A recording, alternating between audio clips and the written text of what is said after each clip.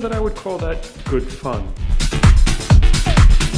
Today is Monday, April 1st, 2019. It's Monday of the fourth week of Lent. Today also is that pagan holiday called April Fool's Day. Now, I have to admit, I'm not a good liar, so I've never been good at April Fools. I do know at times I tend to be Father Spoilsport because I don't participate in some of these things that people think are just so much fun and so great and so wonderful, and we all should be doing it. I don't believe that lying to another person is necessarily a good thing and taking advantage of their innocence. One of the things that does concern me, though, are how good some people are at lying. I mean, some people have turned this into a masterful art. That has to be a little scary. See, I think another one of the lies of April Fool's Day is that, oh, it's all in good fun. It's all in good fun. When did it become good fun to lie? When did it become good fun to put someone in a vulnerable position? When did it become good fun to deceive an innocent person? I don't know that I would call that good fun. So anyhow, if there are people out there that are Catholic and they want to do some big prank today, just think twice about what it is that you're actually standing for when you do this. You're standing for being a good liar. All right, I will fess up. I was tempted at one point to try to do something in the vlog today.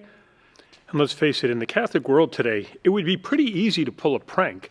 With all the stuff that Pope Francis says, you could invent something, and I think most people would believe it true.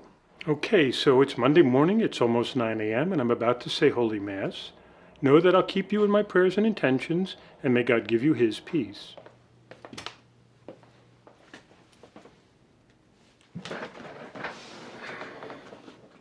Today being April 1st, it's April Fools, and most people who are of any faith, doesn't make a difference who you are, take the opportunity today to basically deceive others. I've never really been a big fan of this day, and I don't encourage anyone to engage in it.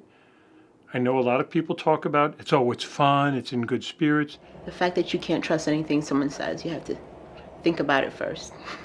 It's not a day that really has any significance for me. Maybe when I was a kid, it was kind of fun to do, April Fools. In the section of the moral life in the Catechism, there's the section on the 8th Commandment, thou shalt not bear false witness. And under it, at paragraph 2482, it says, a lie consists in speaking a falsehood with the intention of deceiving.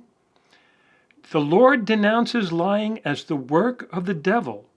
A whole day built on lying, that's got to be a thing of concern for us. And to feed into a day like today is, I wouldn't go so far as to call it, devil worship, but it would be to say as it's making me comfortable with taking what would otherwise be something lighthearted, and it could turn into a slippery slope of being more and more comfortable with deceiving other people. Are most people going to take it that far? Probably not, but it's one of those things that the devil's really good at.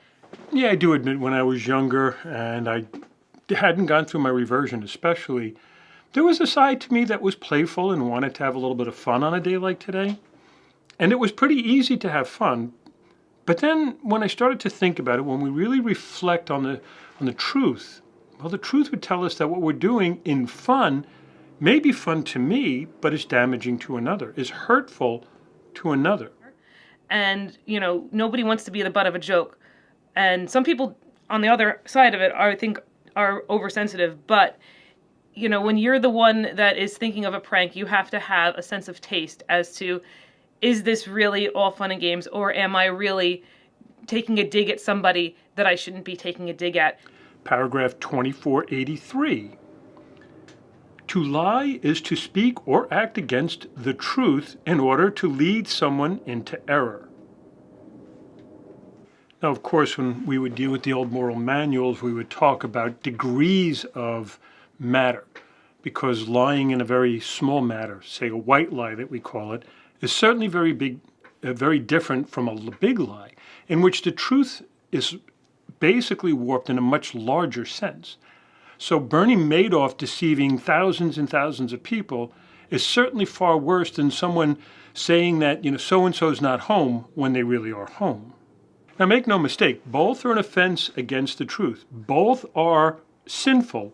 It's just a matter of the degree of sin. If it's grave matter, it's grave matter. If it's lesser matter, then it's a venial sin.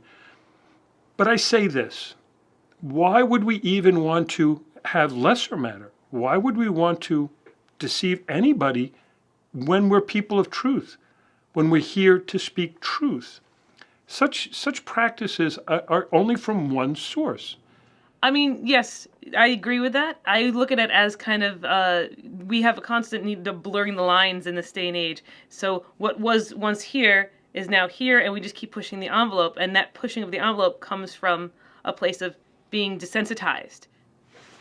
Okay, so right here in the Catechism, this section under offenses against truth, it comes right out and saying, the gravity of a lie is measured against the nature of the truth it deforms, the circumstances, the intentions of the one who lies, and the harm suffered by its victims. Yeah, I got nothing for you, and that's no joke. Christ's disciples have put on the new man, created in the image and likeness of God. If we've put on a new man, if we're a new person in baptism, if we're new in Christ, then we have to be living differently than the old person. We have to be living differently and growing still in holiness.